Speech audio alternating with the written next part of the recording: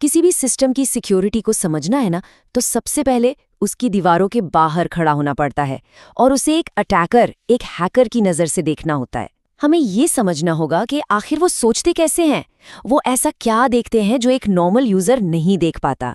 तो चलिए आज एक हैकर की तरह सोचना सीखते हैं। ये लाइन बिल्कुल सही है। एक असली हैकर का सबसे बड़ा हथियार पता है क्या है? उसका कोड नहीं, बल्कि उसका नजरिया। वो कभी भी सीधे हमला नहीं करता। नहीं, पहले वो सिस्टम की कमजोरियों को ढूंढता है। एक शिकारी की तरह बिल्कुल खामोशी से देखता है, परखता है और बस सही मौके का इंतजार करता है। देखिए, एक फर्क समझना बहुत जरूरी है। एक नॉर्मल यूजर सिस्टम को इस्तेमाल करता है, एक एडमिनिस्ट्रेटर उसे मैनेज करता है, लेकिन एक हैकर वो सिस्टम को जज करता है। उसके सवाल ही एकदम अलग होते हैं। वो पूछता है, कौन सा दरवाजा खुला रह गया है, कौन सा सॉफ्टवेयर इतना पुराना है कि अब बेकार हो चुका है, और सबसे बड़ा सवाल, इस सिस्टम में ऐसा कौन है जो आंखें बंद करके भरोसा कर रहा है। जांच पड़ताल का यही जो पूरा तरीका है ना, सोचने का, ढूंढने का, इसी को साइबर सिक्योरिटी की दुनिया में कहते हैं वल्नरेबिलिटी असेसमेंट। मतलब हमला करने से बहुत पहले सिर्फ कमजोरियों का पता लगाना, उनका मूल्यांकन करना। तो चलिए अब जरा और गहराई में उतरते हैं। देखते हैं कि सिस्टम की कमजोरियों का ये नक्शा, ये मैप आखिर बनाया कैसे जाता है। और एक बात यहाँ पर एकदम साफ कर लेते हैं, ये फेज सिर्फ कमियों को पहचानने का है, उनका फायदा उठाने का बिल्कुल नहीं। तो फिर इसकी सीधी साधी परिभाषा क्या हुई? वल्नरेबिलिटी असेसमेंट वो प्रोसेस है जिसमें किसी टारगेट सिस्टम की कमजोरियों को सिर्फ पहचाना जाता है, उनकी एक लिस्ट बनाई जाती है, बस, बिना कोई असल हमला किए, बिना कोई नुकसान पहुंचाए। इस स्टेज पर हैकर एक अटैकर नहीं बल्कि एक जासूस होता है, जिसका काम सिर्फ एक है, हमले का पूरा नक्शा तैयार करना। और इस पूरी प्रक्रिया को समझने के लिए ये टेबल बेस्ट है। सबसे पहले होती है स्कैनिंग, जहां बस ऊपर ऊपर से जानकारी इकट्ठा की जाती है। फिर आता है एन्यूमरेशन, जहां उस जानकारी में से काम की डिटेल्स निकाली जाती हैं। इसके बाद आता है हमारा फेज वल्नरेबिलिटी असेसमेंट, यानी कमजोरियों की पहचान। और इन सब के बाद जो सबसे आखिर में होता है वो है एक्सप्लॉयटेशन, यानी कि असल हमला। ठीक है, तो अब ये समझते हैं कि एक हैकर किसी टारगेट की कमजोरियों को परत दर परत खोलता कैसे है। देखिए, एक असली प्रोफेशनल बस कोई टूल चलाकर बैठ नहीं जाता, बिल्कुल नहीं। उसके दिमाग में पूरा का पूरा स्ट्रक्चर, एक मेंटल वर्कफ्लो चलता है। ये है वो मेंटल वर्कफ्लो, वो स्टेप्स जो एक हैकर के दिमाग में चलते हैं।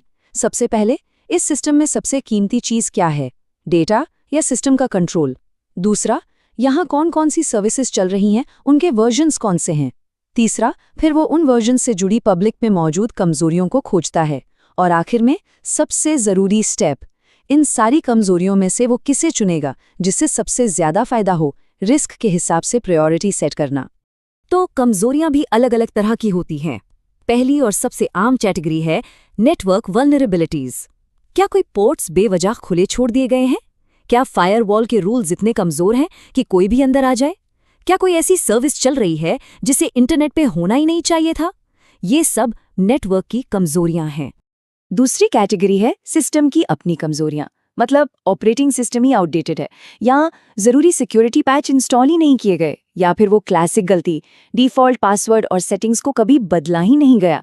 सच कहूं तो ये छोटी छोटी गलतियां हैकर्स के लिए किसी खुले दरवाजे से कम नहीं है। फिर आती है तीसरी कैटेगरी, वेब एप्लीकेशन वल्नरेबिलिटीज। और आज के दौर में मान के चलिए, ज्यादातर अटैक यहीं से होते हैं। इसमें ऐसी गलतियां शामिल हैं जैसे यूजर के दिए इनपुट को ठीक से वेरीफाई न करना, और इन्हीं छोटी छोटी कमियों का फायदा उठाकर एसक्यूएल इंजेक्शन जैसे बड़े हमले होते हैं, जहां हैकर सीधे आपके डेटाबेस से ही बात करने लगता है, या फिर क्रॉस साइट स्क्रिप्टिंग, जहां वो आपकी ही वेबसाइट का इस्तेमाल दूसरे यूजर्स को धोखा देने के लिए करता है। और अब आती है चौथी और शायद सबसे खतरनाक कैटेगरी, इंसान। बिल्कुल सही सुना। कहा जाता है कि दुनिया की सबसे कमजोर फायरवॉल इंसान ही है। किसी फिशिंग ईमेल पे क्लिक कर देना, एकदम आसान सा पासवर्ड रख लेना, ये वो गलतियां हैं जिनसे दुनिया की कोई भी टेक्नोलॉजी आपको 100% नहीं बचा सकती। यहाँ पर एक बहुत बड़ी गलतफहमी दूर करना जरूरी है। लोगों को लगता है कि महंगे और अच्छे टूल्स ही किसी को अच्छा हैकर बनाते हैं, लेकिन सच ये नहीं है। सच तो ये है कि असली खेल टूल का है ही नहीं, बल्कि उसे चलाने वाले के दिमाग का है। असली काम तो हजारों बेकार की चीजों के शोर में से काम का सिग्नल पहचानना है।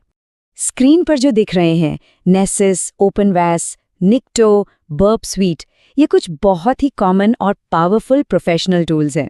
एथिकल हैकर्स इन्हें दिन रात इस्तेमाल करते हैं। लेकिन ये कितने भी शक्तिशाली क्यों न हो, अपने आप में ये कुछ भी नहीं है। ये बात गांठ बांध लीजिए, एक टूल हैकर नहीं होता, एक माइंडसेट हैकर होता है। सोचिए, क्या एक महंगा कैमरा किसी को भी प्रोफेशनल फोटोग्राफर बना सकता है? नहीं ना? ठीक उसी तरह ये टूल्स तो बस आपके सामने जानकारी का एक पहाड़ खड़ा कर देते हैं। अब उस पहाड़ में से काम का पत्थर कौन सा है, ये ढूंढना, ये एक इंसान के दिमाग का काम है, मशीन का नहीं। और ये फर्क इस कंपैरिजन से एकदम साफ हो जाता है। एक ऑटोमेटेड स्कैनर आपको रिपोर्ट देगा, वाह 100 कमजोरियां मिली, लेकिन एक असली हैकर का दिमाग उस रिपोर्ट को देख के बोलेगा, इन 100 में से काम की सिर्फ 2 हैं और घुसने का रास्ता यहीं से बनेगा। बस यही है मशीन के शोर और इंसानी दिमाग का असली फर्क। तो एक नौसिखिया और एक एक्सपर्ट हैकर में फर्क क्या होता है?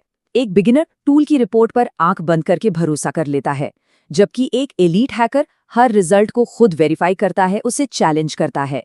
बिगिनर पूरी तरह टूल पर डिपेंडेंट हो जाता है, वहीं एक एक्सपर्ट पूरे एनवायरनमेंट को समझता है और अपने लॉजिक से उन डॉट्स को कनेक्ट करता है जो कोई टूल कभी नहीं देख सकता। तो जब ये सारी जानकारी इकट्ठा हो जाती है और एक तेज दिमाग उसे प्रोसेस करता है, तब जाकर वो मोमेंट आता है जिसे कहते हैं हैकर्स विजन का एक्टिवेट होना, और बस हमले का रास्ता धीरे धीरे एकदम साफ नजर आने लगता है। इस विजन को एक्टिवेट करने में एक चीज बहुत मदद करती है, CVE। इसका पूरा नाम है कॉमन वल्नरेबिलिटीज एंड एक्सपोजर्स। इसे आप दुनिया भर में पब्लिकली मौजूद सभी साइबर सिक्योरिटी कमजोरियों की एक डिक्शनरी समझ सकते हैं। हर एक कमी को एक यूनिक CVE नंबर दिया जाता है, जो उसकी पहचान होती है, बिल्कुल एक फिंगरप्रिंट की तरह। और CVE के साथ ही आता है CVSS, यानी कॉमन वल्नरेबिलिटी स्कोरिंग सिस्टम। अगर CVA किसी कमजोरी का नाम है, तो CVSS बताता है कि वो कितनी खतरनाक है। ये एक स्कोरिंग सिस्टम है जो हर कमी को लो से लेके क्रिटिकल तक की रेटिंग देता है। याद है वो स्टेप, प्रायोरिटी सेट करना? बस यही स्कोर एक हैकर को बताता है कि हजारों कमियों की भीड़ में से किस पर सबसे पहले निशाना लगाना है। और अब सारी कड़ियां जुड़ जाती हैं, पजल के सारे टुकड़े अपनी जगह पर आ जाते हैं। हैकर को अब सब कुछ एकदम साफ दिख रहा है। एंट्री पॉइंट कहाँ पर है, ऑथेंटिकेशन कहाँ पर कमजोर है, कौन सा जरूरी पैच मिसिंग है, और सबसे जरूरी, सिस्टम का पूरा कंट्रोल हासिल करने का सीधा रास्ता क्या है। अब जाकर वो नक्शा पूरा हो चुका है। तो कमजोरी मिल चुकी है और नक्शा भी तैयार है।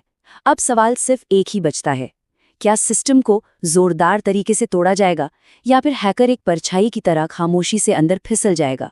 इस सवाल का जवाब अगले फेज में छिपा है, जिसका नाम है एक्सप्लॉइटेशन।